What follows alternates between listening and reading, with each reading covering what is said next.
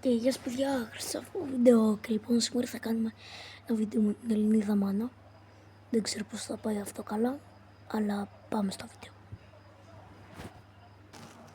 Γεια σας παιδιά, είμαι και εγώ εδώ. Πάμε να παίξουμε θάρρος ή αλήθεια. Λοιπόν πάμε, ρωτάω πρώτος. Τι σου αρέσει πιο πολύ? Να σε τρώω! Λοιπόν παιδιά, κατάφερα να την ηρεμήσω μετά από αυτό. Φάγαμε λίγο ξύλο. Πάμε. Λοιπόν,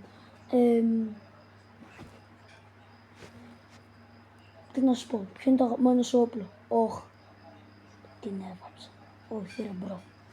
Αλήθεια τώρα, ξεχάσες το αγαπημένο μου όπλο. Έλα εδώ.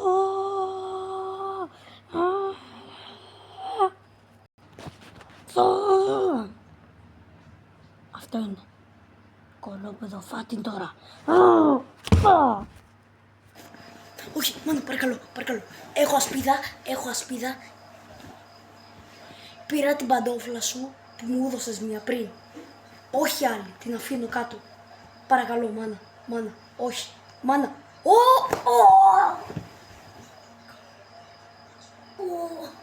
Βοήθεια, θα με σκοτώσει.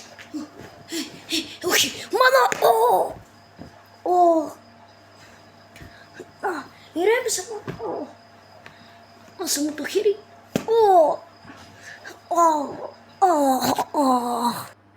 Τέλος πάντων παιδιά, αυτό ήταν το βίντεο.